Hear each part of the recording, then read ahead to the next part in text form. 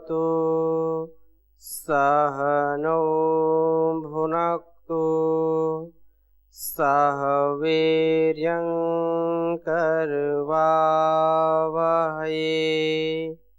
तेजस्विनावधीतमस्तु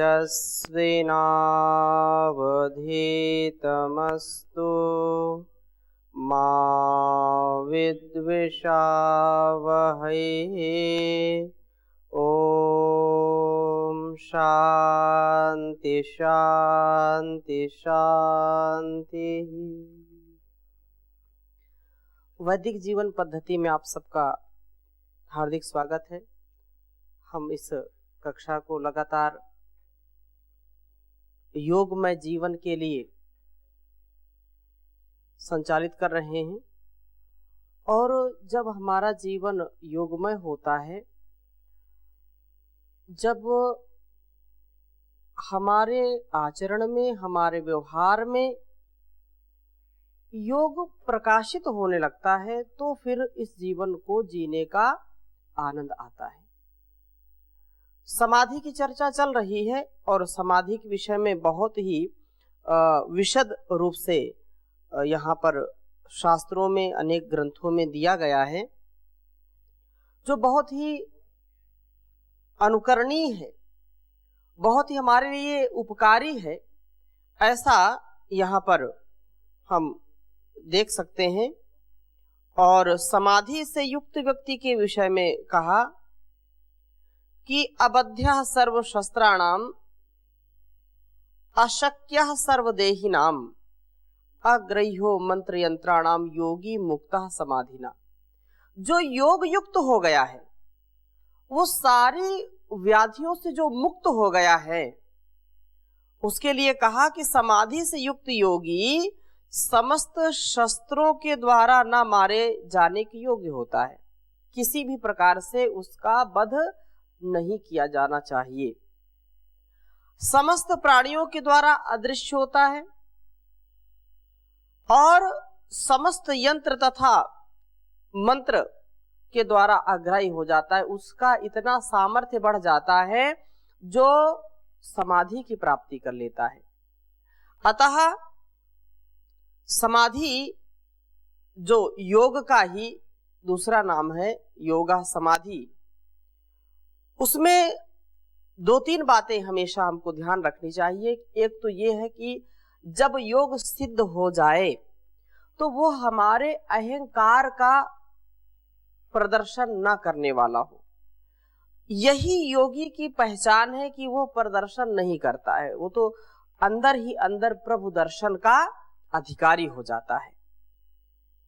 और जिसके अंदर बनावटीपन है, अभी आगे बहुत चर्चा इसमें आपको सुनने को मिलेगी, इसलिए इस बात का हमेशा हमको ध्यान रखना चाहिए। आरुक्षो यतीनां च कर्म जाने उदाहृते आरूढ़ योग वृक्षाणाम ज्ञान त्यागौ परौ गतौ।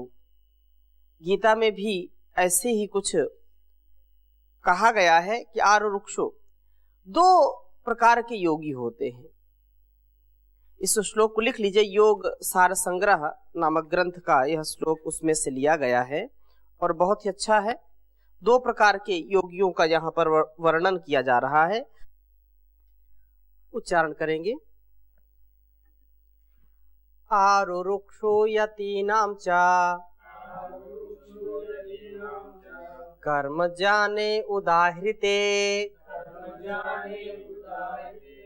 आरूढ़ योग वृक्षाणाम ज्ञान त्यागौ परौ मतौ। आरुक्षो यतीनां च कर्म जाने उदाहृते आरूढ़ योग वृक्षाणाम ज्ञान त्यागौ परौ मतौ। ध्यान देने योग्य बात है कि दो प्रकार के योगी हैं, दो प्रकार के योग सिद्ध करने वाले मनुष्य होते हैं, जिनमें आरुक्षो और आरूढ़, दो प्रकार, आरुरुक्षु और आरूढ़। पहले पंक्ति में आरुरुक्षु यति नाम चा कर्म जाने उदाहृते। जब जो आरुरुक्षु है तो आरुरुक्षु योगियों के लिए कर्म और ज्ञान उपादेय बताए गए हैं कि वह कर्म भी करे और वो ज्ञान पूर्वक कर्म करे। जिस ज्ञान को उसने प्राप्त किया है उसमें वो संलग्न होकर के कर्म करता जाए। एक भी क्षण के लिए व्यक्ति बिना कर्म के रह नहीं सकता है। अतः जो यह आरुरुक्षु यति है, आरुरुक्षु जो समाधि की प्राप्ति करना चाहता है, योगी जो है उसको कर्म में निरत रहना ही कल्याणकारी है। और दूसरा जो कहा आरूढ़, जो योग को सिद्ध कर रहा है, जो योग वृक्ष पर जो है आरूढ़ है। योग एक तो यह है कि मैं प्रयास कर रहा हूं समाधि के लिए, और एक ये कि मैं पहले से समाधि प्राप्त किए हूं। उस स्थिति में जो योग वृक्ष पर आरूढ़ योगी हैं, उन योगियों के लिए ज्ञान और त्याग उपादेय बताया है। वो ग्रहण करने के योग्य है क्या कि जैसा ज्ञान हुआ है, ज्ञान के अनुसार कर्म भी कर लिया उसने, और अब उसका त्याग, हम उन चीजों का त्याग सदैव करते जाएं जो हमारी समाधि में बाधक हैं, हमारे जीवन के समाधान के लिए जो बाधक हैं। एक एक पल पल हमारा स्वभाव ऐसा हो जाता है कि एक क्षण में लगता है ये चीज मेरे लिए हानिकारक है, इसको छोड़ना चाहिए, और दूसरे पल वो हमारे ऊपर हावी हो जाती है। नहीं नहीं, आज इसको कर लेना चाहिए, कल से इसको नहीं करूंगा। फिर व्यक्ति क्या होता है, उसका वो स्वभाव बन जाता है। चाहे योगी हो, सन्यासी हो, ब्रह्मचारी हो, वानप्रस्थी हो, गृहस्थी हो, यदि व्यक्ति का स्वभाव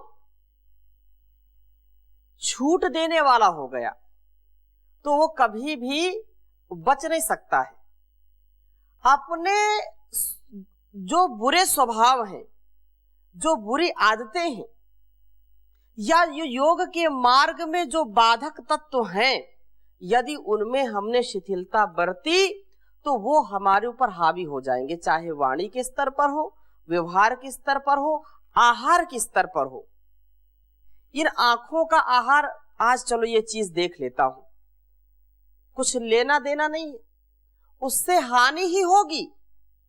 आज ये सुन लेता हूं, आज ये चख लेता हूं, आज खा लेता हूं, कल से छोड़ दूंगा।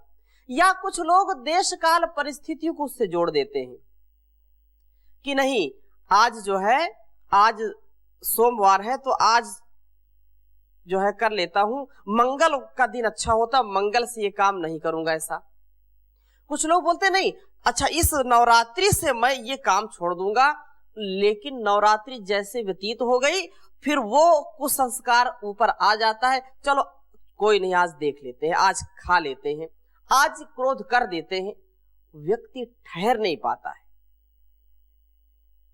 तो योग को सिद्ध करने के लिए प्रथम जो आरुरुक्षु योगी है वो तो कर्म करेगा, धीरे धीरे उसका स्वभाव जो है दूर होगा, जो कुसंस्कार है, उसकी वासनाएं हैं, वो धीरे धीरे कम होगी। लेकिन जो आरूढ़ है, योगी हो गया है, समाधि की प्राप्ति उसने कर ली है, फिर भी उसके पतन का मार्ग खुला रहता है यदि उसने जरा सी भी छूट दी। अतः योगियों के लिए ये निश्चित है, जो आरूढ़ योगी हैं उनका ज्ञान जैसा है वैसा उनका त्याग भी होना चाहिए। और यदि ज्ञान है, त्याग नहीं कर रहे हैं, तो वो समाधि में दीर्घ काल तक चल नहीं सकते। जैसा जाना वैसा माना, वैसा जीना पड़ेगा। जान बूझ नर करे ढिठाई।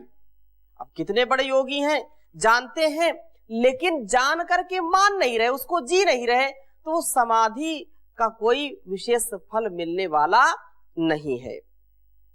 इसलिए ये बात कही कि योगियों के लिए ज्ञान, और जो आरूढ़ योगी हैं उनके लिए ज्ञान और त्याग उपादेय बताया, उनको कभी छोड़ना नहीं चाहिए, सतत अपने आप को उनसे ऊपर उठाने का प्रयास करना चाहिए।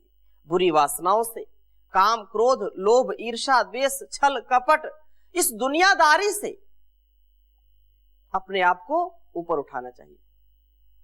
दुनियादारी बड़ी जो है खराबी पैदा करती है हमारे स्वभाव में। और आगे कहा, योग वार्तिक है ये बहुत अच्छा, जो अभी चर्चा चले उसी को यह प्रोत्साहन दे रहे हैं। आरूढ़ योगोपि निपत्यते अधः संगेन योगी किमु उताल्प सिद्धि। कह रहे हैं कि योग की सिद्धि पर पहुंचा हुआ व्यक्ति भी संग दोष से नीचे गिर जाता है। फिर जो अल्प सिद्धि वाला योगी है उसका तो कहना ही क्या। जिसने सिद्धि की प्राप्ति कर ली है, वो बहुत बार समाधि को प्राप्त कर चुका है, और फिर भी संग दोष आ गया। वो बिरले व्यक्ति हैं जो संग में भी कभी बिगड़ते नहीं। आलंबन मिलते ही बड़े बड़े लोग धाराशायी हो जाते हैं। रहीम जी एक दोहा लिखते हैं, जे रहीम उत्तम प्रकृति का कर सकत कुसंग, चंदन विष व्यापत नहीं लिपटे रहत भुजंग।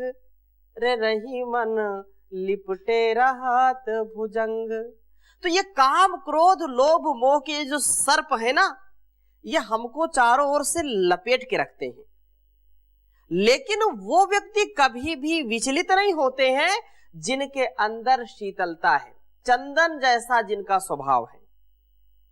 ऐसा सुनते हैं कि चंदन की सुगंध और उसके जो है शीतलता के कारण बड़े बड़े भुजंग जाकर के उसमें लिपटे रहते हैं, लेकिन चंदन अपने स्वभाव को छोड़ता है क्या? नहीं छोड़ता। अगर स्वभाव को छोड़ दे, इसमें इतने विषैले सर्प लिपटे रहते हैं, और चंदन को कोई सिर पर लगाए तो सीधा स्वर्ग जाए, है धाराशायी हो जाएगा वो तो। लेकिन चंदन अपनी शीतलता को छोड़ता नहीं, चंदन विश्व व्यापत नहीं लिपटे रहत भुजंग। तो संसार में वो योगी, वो सन्यासी, वो समाधिस्थ व्यक्ति जिसके चारों ओर वासनाओं के सर्प घूमते रहते हैं, कामनाओं की, इच्छाओं की, ईर्ष्या द्वेष के जो विषधर हैं, वो बार बार उसको डसते रहते हैं, फन मारते रहते हैं, लेकिन उस पर उसका विष चढ़ता नहीं है। वही व्यक्ति योगी है, वही व्यक्ति सन्यासी है, वही व्यक्ति समाधि को प्राप्त हुआ होता है, उच्च कोटि का योगी होता है वो। और जो संग दोष में आ जाते हैं तो निश्चित रूप से वो रोष में आ जाते हैं, क्रोध में आ जाते हैं, और फिर मिट्टी में मिल जाते हैं। उनकी समाधि भंग हो जाती है, भोगी बन जाते हैं, योगी से नीचे गिर जाते हैं। इसलिए कहा संगेन योगी किम उताल्प सिद्धि। जो बड़े बड़े योगी हैं उनकी ऐसी स्थिति हो जाती है, जो बेचारे अभी योग रुक्षु हैं, योग मार्ग में चलने का प्रयास कर रहे हैं, उनकी बात ही क्या कही जाए। इसलिए हमको बड़े सावधानी से जीवन के प्रत्येक पहलू को, योग साधक को तो बहुत फूंक फूंक कर कदम रखने की आवश्यकता होती है, तभी उसका जीवन सार्थक होता है, अच्छा होता है, उत्साह से भरा होता है।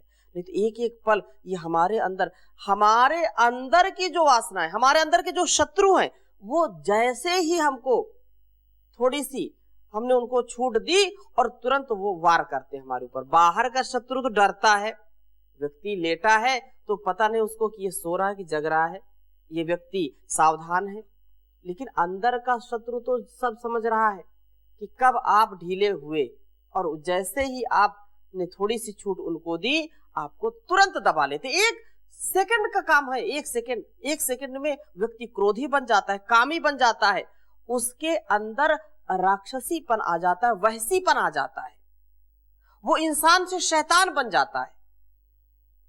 इसलिए ये बात यहाँ पर जो समाधि सिद्धि वाले योगी की बात है उसके लिए बहुत सुंदर बात कही। और जो पुरुष समान प्राणियों को देखता है, सब प्राणियों को देखता है तथा सुख और दुख में समान रहता है, वह सबसे श्रेष्ठ योगी माना गया है। और विशेष रूप से ये कहा कि एवं सतत युक्त आत्मा क्रमाद विष्णुम अयो भवेत ना ही संदेव शैलोपी क्षणाद अंबुमयो भवेत। कहा कि जो निश्चित रूप से निरंतर योगाभ्यास में लगा हुआ योगी क्रम से ही विष्णु में बनता है, एक साथ नहीं बनता। ये कोई बोले कि मैं तो कई दिन से माला जप रहा हूं, कई दिन से मैं ध्यान लगा रहा हूं, लेकिन कोई सिद्धि तो प्राप्त हुई नहीं, कोई विशेष उपलब्धि प्राप्त हुई नहीं, इसलिए मैं इसको छोड़ देता हूं। तो उसके लिए कह रहे हैं कि विष्णु में वो ब्रह्म में कब बनता है, सतत वो लगा रहे, सतत लगा रहे, कभी वो हताश निराश ना हो। इस प्रकार योगाभ्यास में लगा हुआ योगी क्रम से ही विष्णुमय होता है। एक एक जैसे हमारे अंदर के जो अवगुण हैं, जो दुर्गुण हैं, वो धीरे धीरे बढ़ते हैं। एक ही क्षण में कोई शैतान नहीं बन जाता, कोई हैवान नहीं बन जाता है। उसने धीरे धीरे वो अपनी जो है कुसंस्कारों को संचित किया है, तब वो जाकर के बनता है। इसी प्रकार से सुसंस्कार के लिए, समाधि सिद्धि के लिए, उच्च अवस्था में पहुंचने के लिए, योग की समाधि की उच्च अवस्था को प्राप्त करने के लिए शनै शनै धीरे धीरे ही क्रमिक आपको जो है उसमें उत्थान मिलेगा। एक आज बैठे और आज समाधि की प्राप्ति हो गई ना, ऐसा होता नहीं है, एक साथ नहीं होता। नमक का पर्वत भी क्षण भर में पानी नहीं बन जाता। जैसे नमक का पहाड़ है और वो नमक जल्दी पानी में घुल जाता है। आप थोड़ा सा नमक यदि नमक के जो टुकड़े होते हैं उनको लेकर के पानी में 2-4 बार ऐसे धुलेंगे तो पहली बार में नहीं हो जाते, वो धीरे धीरे ही आते हैं, धीरे धीरे घुलते हैं। और पहाड़ की तो बात क्या, एक साथ पानी बरसे तेज और तुरंत घुल जाए नमक का पहाड़, ऐसा होता नहीं है। इसलिए ये अपितु क्रम से ही वो बनता है, धीरे धीरे वो पहाड़ बन जाता है और धीरे धीरे ही वो पिघलता है।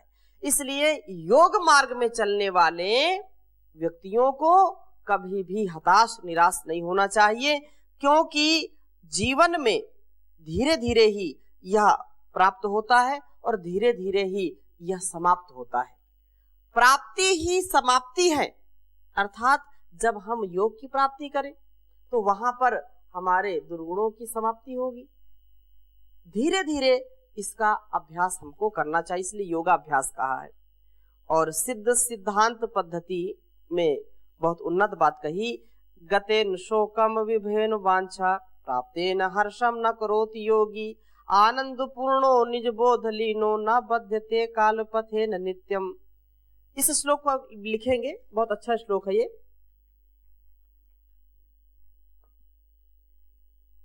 योग में जीवन हो, यज्ञ में जीवन हो।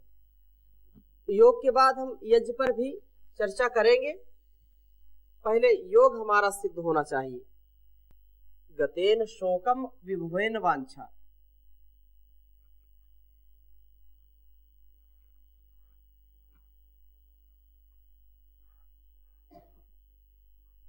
गतेन शोकम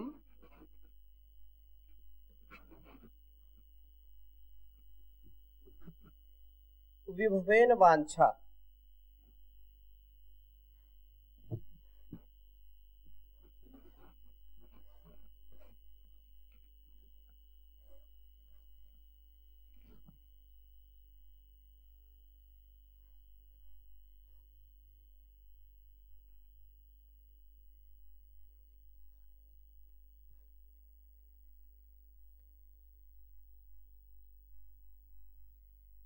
वांछा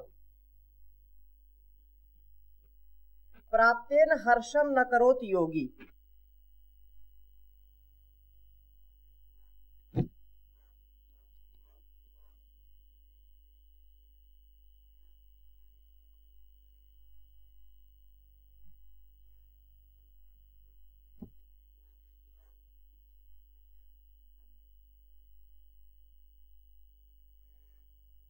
गतेन शोकम विभवेन वांछाम प्राप्तेन हर्षम न करोति योगी।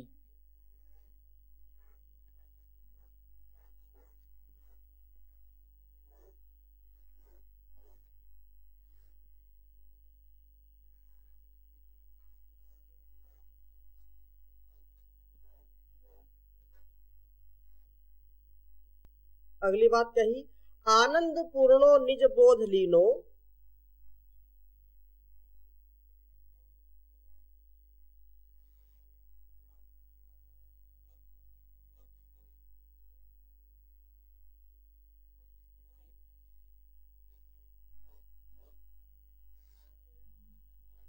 आनंद पूर्णो निज बोध लीनो।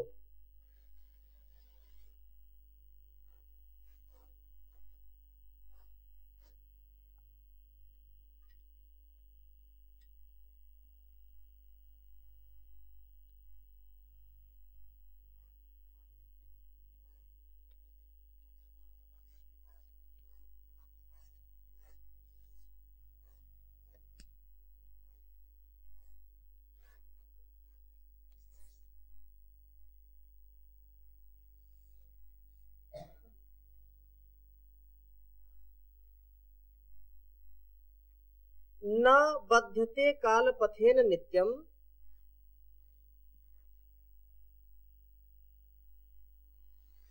न बाध्यते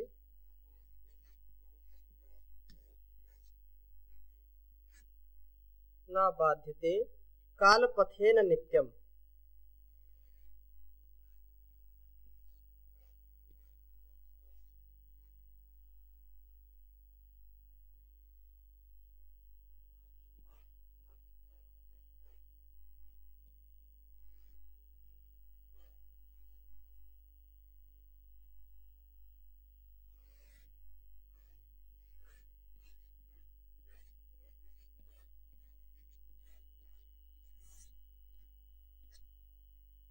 उच्चारण करेंगे, गतेन शोकम विभवेन वांछाम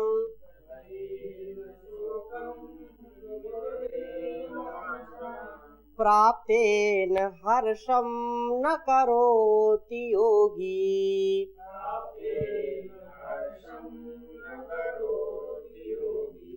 आनंद पूर्णो निज बोध लीनो।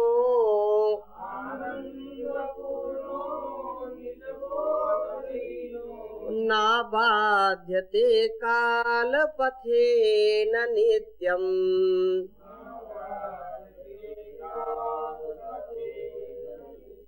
गतेन शोकम विभवेन वांछाम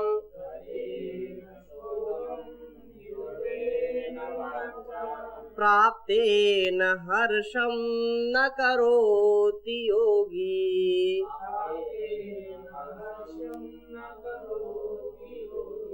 आनंद पूर्णो निज बोध लीनो।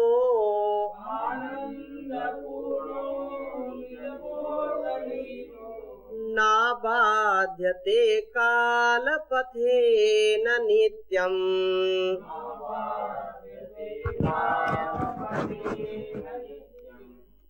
बहुत सुंदर बात कही कि योगी पुरुष कभी भी बीती हुई बातों पर शोक नहीं करता।